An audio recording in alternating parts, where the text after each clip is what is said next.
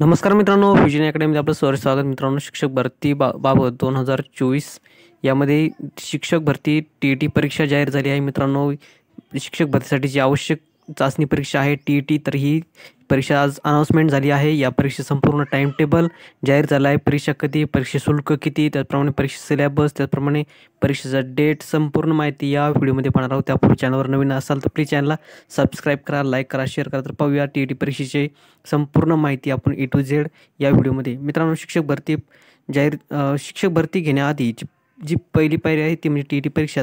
यामध्ये त्यांनी जी काही जाहीर केली आहे प्रसिद्धीपत्रकामध्ये, तर यामध्ये महाराष्ट्र राज्य परीक्षा परिषद पुणे यांनी परीक्षा जाहीर केली आहे. यामध्ये जी काही शिक्षक पात्रता परीक्षा 2024 अंतर्गत ही जाहिरात प्रसिद्ध केली आहे. यामध्ये मित्रांनो जे काही वेळापत्रक, संपूर्ण वेळापत्रक यामध्ये दिलं आहे. यामध्ये प्रथम ऑनलाईन अर्ज. मित्रांनो, कार्यवाहीचा टप्पा आहे. यामध्ये ऑनलाईन अर्ज व शुल्क कसा आहे, तर तो दिनांक 9 सप्टेंबर 2024 ते 30 सप्टेंबर 2024 पर्यंत तुम्हाला अर्ज भरता येणार आहेत. अर्ज शुल्क तुम्हाला या ठिकाणी भरता येणार आहेत. त्याचप्रमाणे प्रवेशपत्र ऑनलाईन प्रिंट काढून घेणे याची तारीख आहे 28/10/2024 पर्यंत. तुम्हाला ही 28/10 ते 10/11 यापर्यंत तुम्हाला प्रवेशपत्र ऑनलाईन प्रिंट काढून घेता येणार आहे. तुमचं हॉल तिकीट काढता येणार आहे. त्यानंतर 3 नंबरला आहे शिक्षक पात्रता परीक्षा पेपर फर्स्ट. दिनांक व वेळ दिनांक 10/11/2024. त्याचप्रमाणे 10:30 वाजता पेपर सुरू होणार आहे 10 तारखेला, 10 नोव्हेंबरला.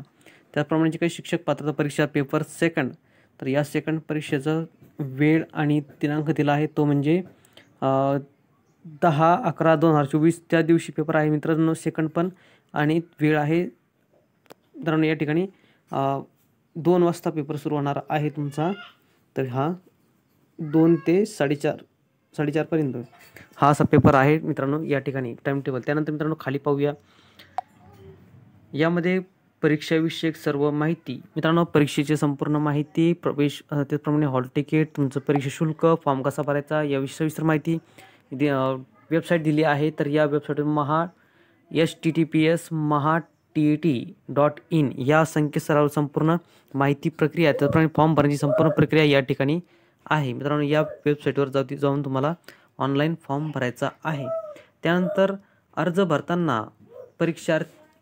भरताना परीक्षार्थींनी 10वी 12वी ते शैक्षणिक, व्यावसायिक अर्हता, दिव्यांग, राखीव प्रवर्गाचे असल्यास, जात इत्यादी बाबतची माहिती मूळ प्रमाणपत्राच्या आधारे भरावी. मित्रांनो, जी काय तुम्ही माहिती भरणार आहात तर ती 10वी 12वी, त्याचप्रमाणे तुमचे ओरिजिनल डॉक्युमेंट्स यावरती जी आहे तीच ओरिजिनल माहिती तुम्हाला या ठिकाणी भरायची आहे.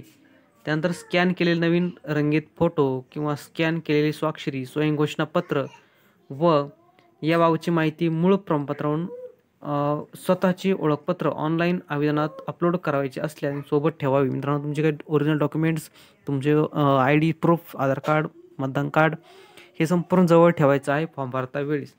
त्यानंतर मित्रांनो, सदर परीक्षेचे प्रविष्ट होऊ इच्छिणाऱ्या उमेदवारांशी संपर्क ईमेल, SMS सुविधा याद्वारे होऊ शकतो. त्यामुळे उमेदवारांनी स्वतःची ईमेल ID, भ्रमणध्वनी क्रमांक अचूक द्यावा. मित्रांनो, तुमचं जशी काही कॉन्टॅक्ट करण्यासाठी किंवा तुमचे काही हॉल तिकीट्स आले SMS कळवण्यासाठी तुमचा मोबाईल नंबर हा अचूक असावा. त्याचप्रमाणे तुमचा ईमेल ID सुद्धा अचूक या ठिकाणी तुम्हाला द्यायचा आहे, जेणेकरून सर्व नोटिफिकेशन तुम्हाला परीक्षेसंबंधी परीक्षा परिषद पुणे तुम्हाला पाठवणार आहे.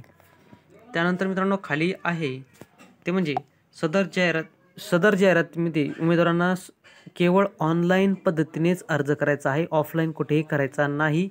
त्याचप्रमाणे याची सुद्धा नोंद या ठिकाणी घ्यायची आहे. परीक्षा शुल्क online banking, credit, debit card याच्याद्वारे तुम्हाला ऑनलाईन पद्धतीने भरायचे आहे. मित्रांनो, जे काही चलन आहे परीक्षेचं ते तुम्हाला बँकेत भरायची आवश्यकता नाही. तुम्हाला ऑनलाईन पद्धतीने क्रेडिट कार्ड असेल, तुमचं डेबिट कार्ड असेल, तुमचं वॉलेट असेल, नेट बँकिंग याद्वारे तुम्हाला भरायचं आहे.